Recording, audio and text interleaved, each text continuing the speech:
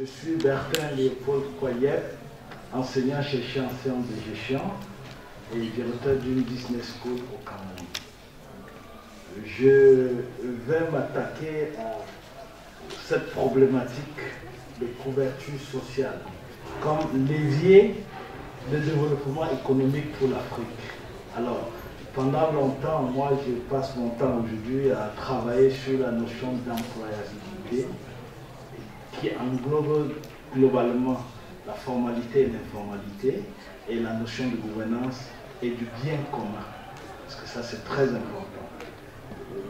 La santé, pour moi, ou la couverture sociale, rentre dans cette notion de bien commun. Et il est très important de le souligner.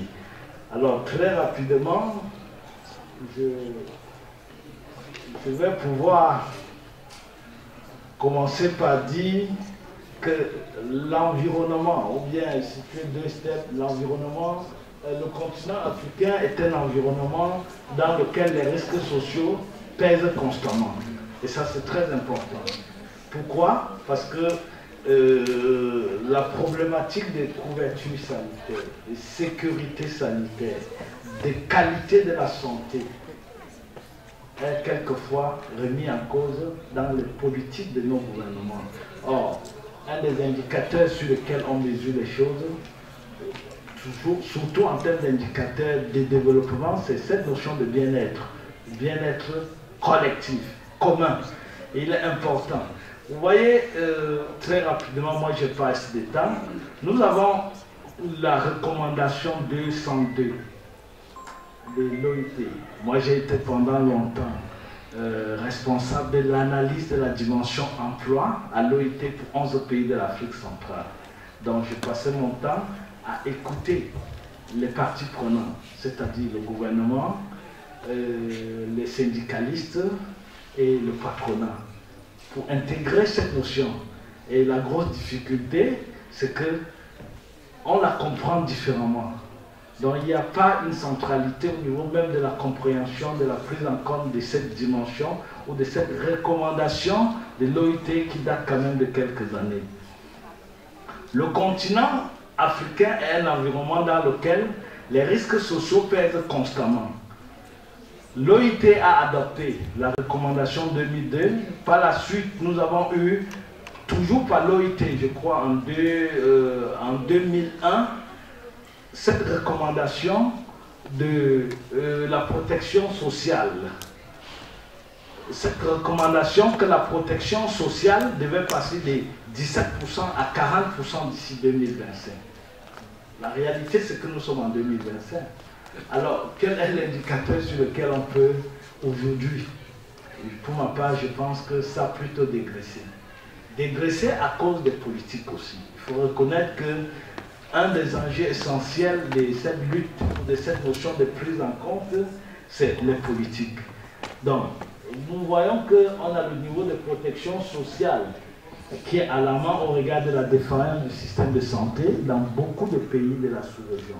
Et parfois, on a cette divergence qu'on concentre les trucs dans la capitale politique, la capitale économique, et on oublie l'arrière-pays. Ça pose aussi un problème énorme. Nous avons le degré, donc nous avons le bien-être de chaque employé qui devrait aussi être un facteur indispensable pour le développement économique. Donc on se rend compte que l'entreprise même en soi, qui est un milieu dans lequel l'individu s'épanouit en permanence, n'intègre pas cette notion de bien. Alors, nous, en gestion des ressources humaines, on dit d'abord les hommes. Ça veut dire que l'homme doit être au centre de toutes les préoccupations. Nous avons, face à cela, je veux dire, un milieu assez agressif, où aujourd'hui, en termes d'entrepreneuriat, s'il faut aller un peu comme ça, l'entrepreneuriat se développe aujourd'hui sur le continent, dans le milieu formel et beaucoup plus dans le milieu informel. Alors que tout ceci constitue, pour ma part, en tant qu'analyste de se rendre compte que le salarié subit en permanence ou bien est mis est fragile dans le système même de la prise de dimension de l'entrepreneuriat, dans l'analyse même ou bien dans les indicateurs de performance de l'entreprise. Or, l'entreprise se focalise ici sur un autre aspect, celle des bénéfices et non prendre en compte, d'où la notion de responsabilité sociétale, responsabilité sociale des organisations qui rentre aussi comme une dimension. Donc, au-delà de tout ceci, nous avons cette notion de famille.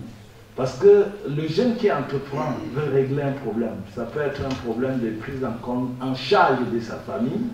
Il peut être le seul dans la famille qui est allé à l'école, qui est un peu, ça on le retrouve encore en Afrique, d'où il y a ce paradoxe. Soit il crée une entreprise parce qu'il ne trouve pas l'emploi, soit il trouve un emploi, mais mal payé. Parce qu'il a cette pression sociale qui doit aussi être pris en compte. Nous avons aussi d'un autre côté la réduction de la productivité, la crise de l'emploi. On le sait, depuis pratiquement, il y a eu une époque où la main-d'œuvre était automatique, on allait à l'école, on avait une licence, on sortait, on avait l'emploi. Mais aujourd'hui, tel n'est plus le cas.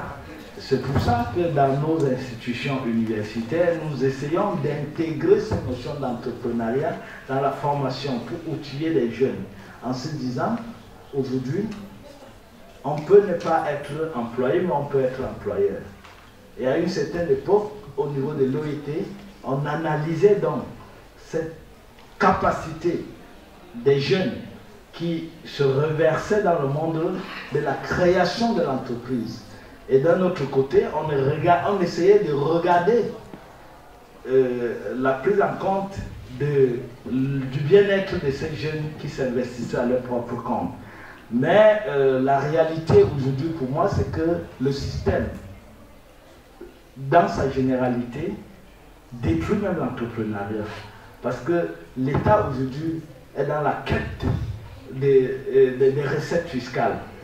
Donc ce n'est pas, l'État n'encourage pas, d'où ces jeunes encore sortent quelquefois de la formalité pour se retrouver dans l'informalité.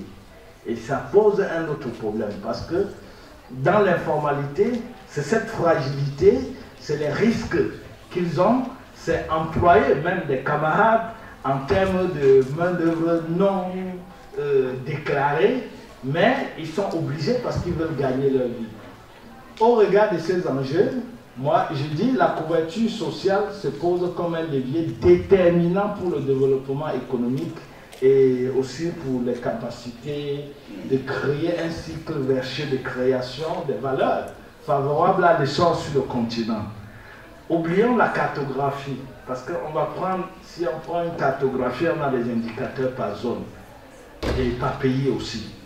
Mais la prise de conscience doit être collective. Je posais une question hier en disant l'exigence de Abuja en 2001, c'était que dans les budgets, l'État passe au moins à 15% comme budget sanitaire. Mais malheureusement, aucun pays en Afrique n'a atteint les 15% du PIB. Donc on se rend compte qu'on a encore du chemin à faire. Et malgré ceci, nous avons d'un autre côté les travailleurs qui n'ont pas d'assurance sanitaire. Les autorités n'encouragent pas trop sur le plan fiscal cette régulation et les entreprises se retrouvent plus ou moins laissées à eux-mêmes. Et ceci pose un autre problème. Il vous reste 3 minutes. Bon, je vais conclure très rapidement. Le problème, c'est qu'on a des individus à un niveau de revenus faible, pour ne pas dire très faible, qui parfois ne comprennent pas qu'ils doivent souscrire à une assurance sociale. Certains pays comme le Cameroun a fait des efforts pour dire qu'on peut mettre en place un assureur personnel, c'est-à-dire que tu peux personnellement payer une contribution à la Caisse nationale de programme social pour t'assurer. Mais l'autre problème, c'est qu'en termes de retombées, ou bien de fonctionnalité, est-ce qu'avec une assurance maladie de l'État, quel hôpital ou quel centre de santé peut t'accueillir sans exiger que tu payes au préalable? Donc ça pose un problème. Donc on revient à ce problème de gouvernance. Et ceci m'amène à penser dans la préconisation qu'on a des modèles, des exemples. Le collègue tout à l'heure parlait du modèle français. Oui, c'est vrai, c'est un gouffre pour l'État français. Moi, je vis en France. Mais je sais que le social reste aujourd'hui. Mais pourquoi? Peut-être parce que la France aussi n'a pas anticipé sur certains plans. Nous, on est sur un continent où on a cette chance que la main-d'œuvre est jeune, qu'on est l'avenir du demain, qu'on a toutes les ressources, que, comme le disait Sa Majesté le roi Mohamed VI, que Dieu l'assiste, qu'il est temps que les richesses de l'Afrique profitent aux Africains.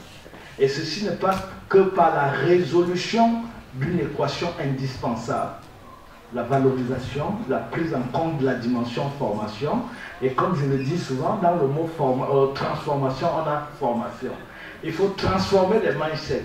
Il faut amener les jeunes à comprendre que grâce à la digitalisation, qui aujourd'hui est un atout pour nous Africains, on peut se former à moindre coût.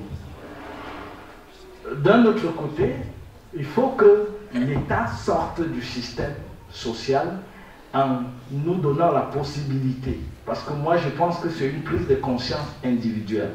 Aucun de nous ne peut aujourd'hui être sûr qu'en mettant une contribution de 200 dirhams tous les mois, par exemple, dans un organisme qui prend en compte les investissements en termes de santé,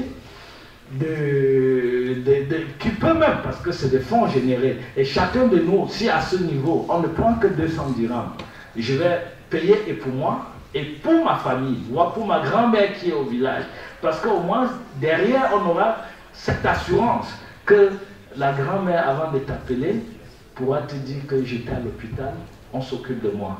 Or, ceci passe par des gros investissements.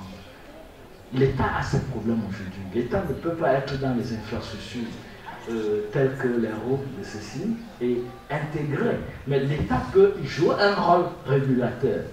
D'où, en conclusion, je pense que grâce à l'implication des citoyens dans les stratégies de développement des pays émergents comme le nôtre, on peut améliorer à l'échelle micro la couverture sociale. Ça passe par une démocratisation, par une prise de conscience et par ce que Amadou, au centre de l'ancien président du Nigérien disait, Obasanjo, que l'Afrique est à l'heure des choix et nous devons choisir. Et ça, c'est indispensable pour le développement du continent. Je vous remercie. Merci beaucoup. On peut acclamer, s'il vous plaît.